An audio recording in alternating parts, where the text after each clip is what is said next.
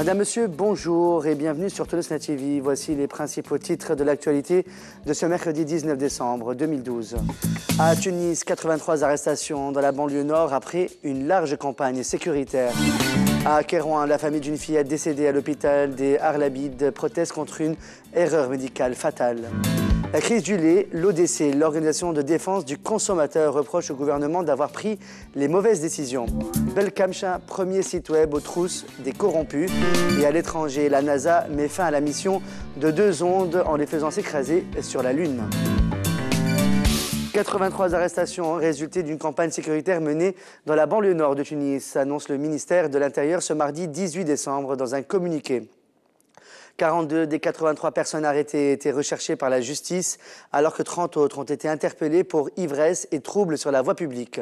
5 individus ont été arrêtés pour ivresse et atteinte à la pudeur, 3 autres pour possession et consommation de matières stupéfiantes, 2 pour vol avec usage de la violence et un dernier pour détournement d'une femme. La famille d'une fillette décédée avant-hier à l'hôpital des Arlabides de Kérouan proteste ce mardi 18 décembre au sein de l'établissement hospitalier, paralysant l'activité du personnel qui l'accuse d'être responsable du décès de la fillette. Celle-ci aurait été anesthésiée sans diagnostic préalable d'après le témoignage d'un de ses proches qui considère que l'anesthésiste a commis une erreur médicale fatale. Le directeur de l'hôpital a indiqué que le corps de la fillette sera soumis à une autopsie pour déterminer les causes réelles du décès. La Ligue nationale pour la protection de la Révolution a insisté ce lundi sur sa présence dans la commission d'enquête sur les événements du 4 avril à la place Mohamed Ali devant le siège de l'UGTT. Dans une déclaration à une radio privée, le membre du bureau exécutif et chargé des affaires juridiques, Halim Amralj, a menacé de ne pas s'en tenir aux résultats de la commission d'enquête si la Ligue pour la protection de la Révolution n'en fera pas partie.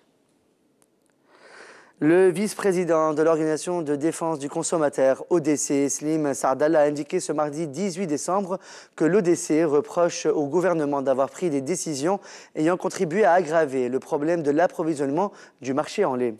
D'après Slim Sardal, l'augmentation du prix du lait et l'importation de quantité de ce produit d'un pays étranger, la Slovénie, sans oublier l'approvisionnement exclusif des grandes surfaces en lait importé, sont responsables de la crise actuelle. Le vice-président de l'ODC dénonce également la vente conditionnée de lait par les épiceries, soulignant que de nombreuses plaintes sont parvenues à son organisation de la part des consommateurs. Le fondateur de l'association iWatch, Ashraf Awedi, a annoncé ce lundi que son site électronique intitulé Belkamcha sera lancé début janvier 2013. Ce site tâchera d'identifier et de dévoiler au grand public les différents cas de corruption. Les agents et cadres de l'Assemblée nationale constituante ont entamé ce mardi 18 décembre une grève de 3 jours pour protester contre le relâchement et les tergiversations de la direction de l'ANC concernant les revendications légitimes du personnel, selon le secrétaire général du syndicat de l'Assemblée, Mohamed Messaoudi. Les agents et cadres revendiquent la mise en place d'un régime spécial et de plans de carrière, ainsi que la généralisation et l'augmentation de la rémunération des heures de travail supplémentaires. Le ministère des Finances a annoncé à travers un communiqué rendu public ce lundi que l'espace Cléopâtre à Gamart abritera à partir du 22 décembre 2012 une exposition des biens confisqués du clan Ben Ali. Cette exposition contiendra les voitures et les yachts ayant appartenu au clan Ben Ali. Il y aura aussi les bijoux et les bibelots retrouvés à la demeure de Sidi Vlif. Un groupe de membres des familles des Tunisiens détenus en Irak a observé un sitting hier, mardi 18 décembre, devant le siège du ministère des Affaires étrangères pour réclamer le rapatriement des prisonniers. Un des sit-inners a rappelé que le Premier ministre irakien Nour el-Maliki avait promis le rapatriement de 5 Tunisiens lors du dernier sommet de la Ligue arabe tenu à Bagdad en mars 2012. La même source affirme que 4 Tunisiens risquent d'être exécutés en Irak si les autorités tunisiennes n'interviennent pas auprès de la justice irakienne.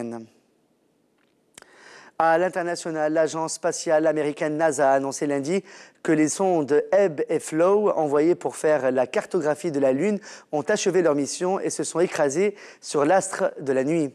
La NASA a expliqué que les sondes n'ont plus ni l'altitude ni l'énergie suffisante pour poursuivre leur travail et qu'elles se sont crashées au niveau du pôle Nord lunaire.